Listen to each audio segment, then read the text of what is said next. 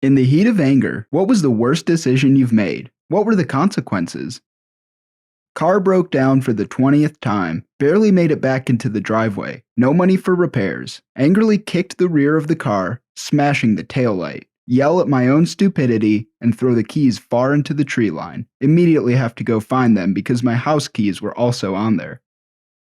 Punched a cop in the nose and broke it. It was instinctual after having an effing horrible day, coupled with some creepy effer following me for 4 blocks. I thought it was the creeper, not the cop. I hit when I felt a heavy hand on my shoulder. The cop was freaking out on the ground, and his partner pulled his gun on me, yelling to put my hands up. I had to explain why the mistake happened. Worked okay, but had to go to the police station to explain my story. Found out the cop was about to ask me if I noticed my wallet was about to fall out of my pocket. Ends up with the broken-nosed cop saying it was okay and that he would let it go if I bought him the burgers he was on his way to go get. His grin was comedy gold. Ended up buying burgers for the whole department. That was expensive. Edit. Yeah, I was really lucky. This happened when I was 18, and I'm 21 now. For a broke college student, over $250 for burgers is a bit steep. I'm just happy it all ended on a positive note. My parents don't know and probably never will. Thank God or whatever other deity. Let's go with Odin. Thank Odin.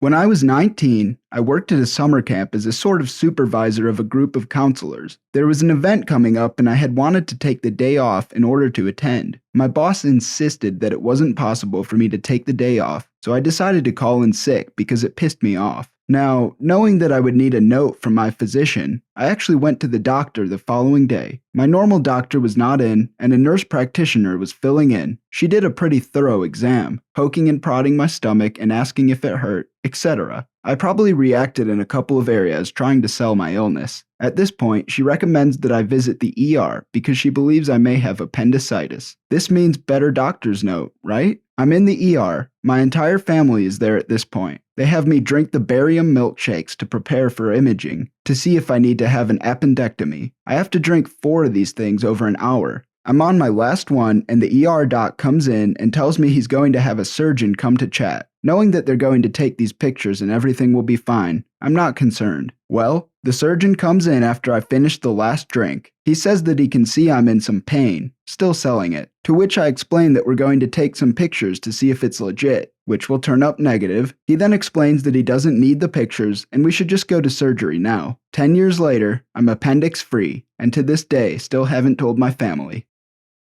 My older sister was teasing me mercilessly when I was about 8 years old. I was stewing over it for about an hour and decided that the best revenge would be to destroy her favorite blanket that our mother had made by hand. One for her, one for me, cut from the same cloth. I grabbed her blanket and a pair of scissors and proceeded to cut the blankie to ribbons in front of her. She started laughing hysterically, which was not the reaction that I expected. I looked at what was left of the blanket and saw my initials on it and realized that I had mistakenly destroyed my favorite blankie.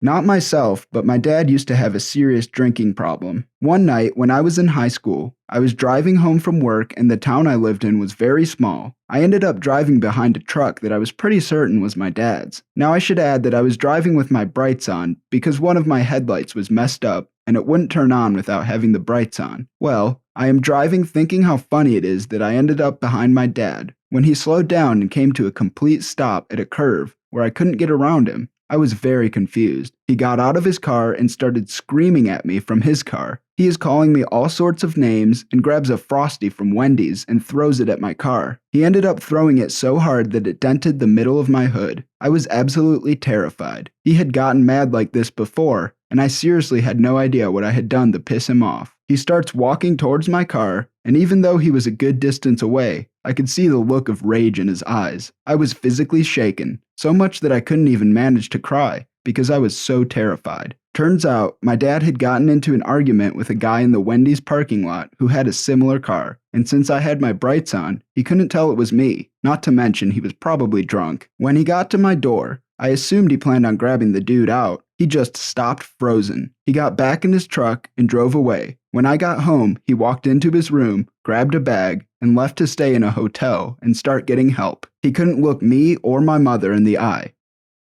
I was playing chess with my mom. I was in my elementary school's chess club at the time, so I thought I was pretty hot-ish. I was 10, however, and she was an adult, so she was beating my butt without effort. I was a small D-head, so it didn't take long for me to reach my 10-year-old boiling point. In a fit of misplaced child rage, I picked up one of her knights and I bit it. It was a cheap plastic set, so I managed to take a chip out of it. The knight remains chipped, and to this day, whenever I get upset about something, my mom just says, "Don't bite the pony."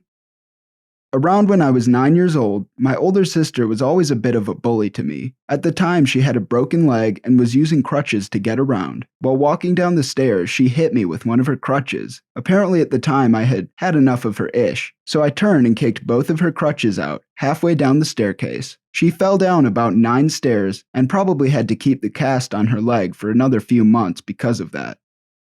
Not me, but my brother. So my brother is a rageaholic, especially when playing Xbox first-person shooters. He has thrown and destroyed about 5 or 6 Xbox 360 remotes. These things range from $50 to $60 each. He doesn't buy off-brand knockoffs. One night, during a peak of extreme intensity, he was moments away from smashing another remote, hand raised in the air, ready to be smashed on the ground as hard as possible. Suddenly, a brief lucid thought crossed his mind. Perhaps I shouldn't do this. It's going to cost me another $60 if I break this remote. But rage overflowing, hand already in the air, all he could alter about the decision in that split second was to smash the remote down on the couch instead of the floor. Well, it just so happened that he had placed his brand new iPhone on the couch earlier, before starting his game session, and completely forgot it was there until the moment the remote made a shattering contact with it. This, of course, triggered some sort of super rage. I tried not to break my remote. How could fate do this to me? I believe it is a semi-accurate paraphrasing of his thoughts.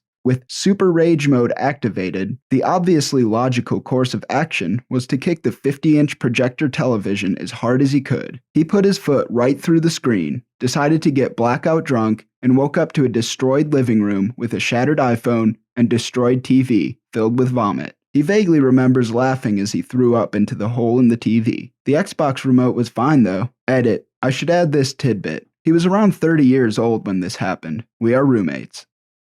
When I was 14, my dad forgot to pick me up after school, and he told me to find my own way home. I walked approximately 8.5 miles to get to my house. Then he wouldn't let me in. I was so angry I went to my neighbor's house. Kid in the same grade as me lived there, Mike. And when I told him what happened, he said I could come in. He had an older brother who smoked cigarettes and weed. I had never before smoked, drank, etc., but I was mad, really mad. We stole all his ish, got high, and smoked all night in Mike's bedroom. Consequences. 11 years later, still smoke cigarettes, dealing with cancer. Worst decision ever. All because I was angry with my dad. I was a little kid around 8 years old, and I had gotten in a fight with my sister. I got really pissed off and threw one of those mini CDs at her in a rage. It was a GameCube game, I think. It curved perfectly through the air and hit her right between the eyes. I'm laughing about it now, but she had a scar for a while. Didn't say goodbye to my mom the last time I ever saw her. Wished in my head she'd die, only because I was so pissed off she and my brother were going to Fiji without me, and I was stuck having to go to work. But I didn't realize it was because her radiation therapy hadn't worked, and she was pretty much going home to die. I had no idea it had progressed to that stage, so when she came to hug me, I turned away, so she gave me a side hug. Well, that was the best she could do, and she was pretty weak at that stage. I still feel like the ishiest person alive thinking about her face that morning and her little bony frame pressed up against me. Years ago, I was super pissed at my roommate because she couldn't keep a secret, so I punched a framed picture of her that was on the wall. The glass cut into every one of my knuckles. The worst was my thumb. The blood took forever to stop, and I just bandaged it really tight. After about 3 days, I started to notice red streaks running up my arm. I showed my dad, and he took me to the hospital. Turns out, I cut my tendon and the joint had gotten severely infected. The doctor said that I was hours away from losing my thumb. After surgery, I had to stay in the hospital for 5 days with an IV hooked up. That morphine was nice though. I was getting a ride to school and saw my bully, at the time, riding his bike, so I opened the car door, hitting him. The consequences were I had to pay all his medical bills, and thank God he didn't press charges. My father, who had just lost his job and wife of 20 years, was on methadone for back pain issues. He was living from credit card to credit card and was severely depressed. One morning before I had to go to work, he asked me if I'd walk the dog for him since he wasn't feeling up to it. I told him that I had to get to work. He complained to me and I just ignored it. When I came home that night, I found him dead in his shower. Looking back, I'm sure that our argument that morning wasn't the reason he unalived himself, but if I'd been more compassionate and caring, things might have gone differently. I confronted my then wife's lover, and he said, "Yeah, I'm effing her. What are you going to do about it?" It was dark, and I don't think he had seen the golf club that was right next to me. I beat him severely and didn't stop until I heard sirens. I was sentenced to 3 years in prison. I used to play baseball when I was younger. In a summer tournament, I was angry at the other team for pegging everyone on my team. I was catching and told my pitcher to hit the batter. When it happened, the batter charged the mound. I tripped him, took off my mask, and beat him with it. Broke his nose, his cheekbone, teeth, and gave him a large shiner on his left eye. I was ejected from the game and he went to the hospital. His dad was a lawyer, but he let it go because insurance paid for it and because his son got what he deserved. There was this kid at my school who was openly gay. No big deal, I'm all about equality. Except this kid was convinced that he could get with me and make me gay. Every day he would try to flirt with me and make me super uncomfortable. One day I was changing after basketball practice, and he came in the locker room and smacked me on the butt in front of all of my friends. So naturally, I beat the ish out of him. I'm a big guy, just about 6'3". The gay guy was maybe 5'6". My friends had to pull me off him, and when I looked and saw what I had done, I realized the severity of my actions. He was covered in blood and was barely conscious. I thought I had hit him only a couple of times. His parents freaked out and I was almost expelled for committing a hate crime. My parents are convinced that I hate gay people, and they made me take a tolerance class. He moved schools, and I saw him at a gas station once, and he cowered in fear. It sucks to be the bad guy in somebody's life, and if I could go back, I would, but I can't.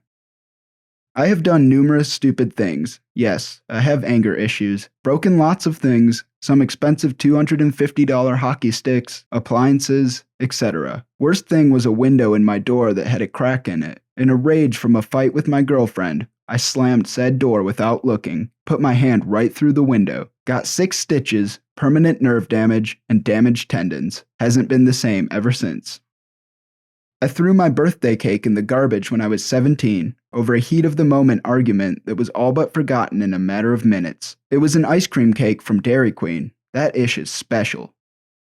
For encouragement to learn how to tie my shoes, my mom offered to buy me a pack of Pokemon cards after the first time I did it by myself. She immediately congratulated me with a warm smile and love like she did for everything else, and we went straight to our local gas station to buy a pack. Now, we were definitely not well off financially, and she was the type of person that would go days without eating just so we were taken care of. And because of our naive age, we didn't understand the sacrifices she made daily so we could live normally. She brought me back a pair of Digimon cards, and I started crying in rage. I opened them and said they weren't the same and screamed even more about how she didn't get me the right cards. She immediately went back in and bought Pokemon cards and gave them to me. It wasn't for many years later that I realized why she cried on the way home, although I was as happy as can be. The Digimon cards were a few dollars cheaper, and she was just trying to save some money. I think about this probably weekly over 15 years later. I'll never understand what it was like going through her situation, and we are a little better off now. I want above all else just to apologize for my ignorance at such a young age and thank her for everything she's done. To be honest, she probably won't remember. So instead, I hide $10 bills in her work pants every now and then, hoping they will help, and she can put it towards something she wants for once. I'm sorry, Mom.